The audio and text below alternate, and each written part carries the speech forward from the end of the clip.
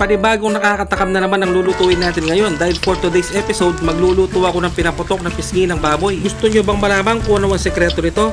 Ituturo ko sa inyo kaya tapusin nyo ang video hanggang dulo. At eto na nga yung binili kong pisngi ng baboy sa EPSA Talipapa at nagready na ako ng tubig na mainit, muntik pa ako mapaso. Start ko na sangkapan ng sibuyas, tapos maglalagay din ako ng bawang at maglalagay din ako ng laurel, tapos lalagyan ko ng pamintang buo at lalagyan ko rin ito ng isang dakot na asin. Huwag kayong magalala dahil hindi naman ito aalat mga kasolid. Tatakpan ko sa loob ng 30 minutes at pagkalipas ng 30 minutes eto na yung itsura niya. Napakalambot na nito mga kasolid.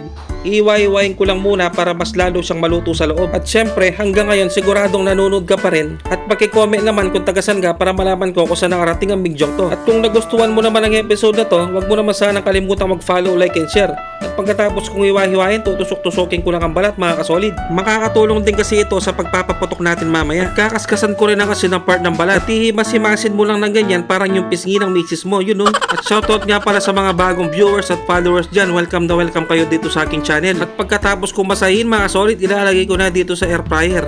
Kung wala naman kayong air fryer, pwede naman yung oven. At kung wala naman kayong oven, pwedeng i-second fry nyo na lang mga kasolid.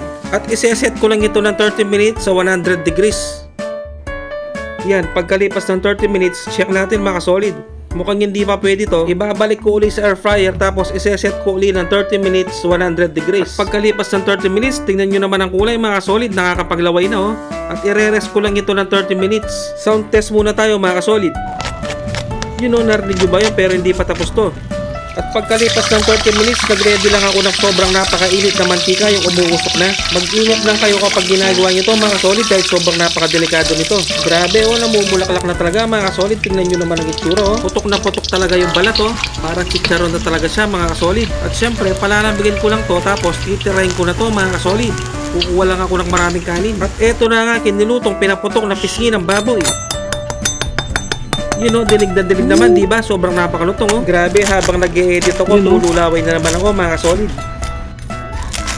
At kung nag-follow ka sa TikTok, wag mo naman sanang kalimutang i-follow ang aking Facebook page sa Kasolid Vlog. Maraming salamat.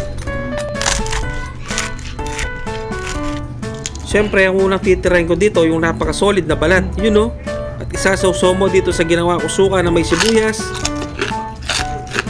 Sus Mario Josep, kanyama na po. Kaya ano pang ginagawa nyo mga kasolid, pumunta na kayo ng palengke, bumili na kayo ng pisngi ng baboy at paputukin. Try ko naman yung balat na may taba, yun no.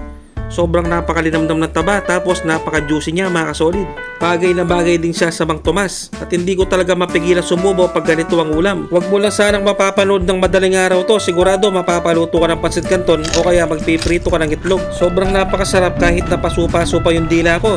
At teteruhan mo ng ginawa ko suka. Boom na boom sa sarap mga kasolid, yun no. Grabe. Hindi ko talaga mapigilan sumubo mga kasolid. Pasensya na po sa mga naglalaway dyan. Siguro last bite na lang ako mga kasolid. So off cam ko na lang titirahin to at bibigyan ko ng pinakamatinding kuling subo to. Kain po tayo mga kasolid. You know. At syempre maraming salamat sa walang sawang sumusubaybay at sumusuporta sa aking channel. Sobrang na-appreciate po namin kayong lahat. At sasabayan mo ng malamig na Coca-Cola. Hanggang dito na lang, basta Kapampangan, manyaman.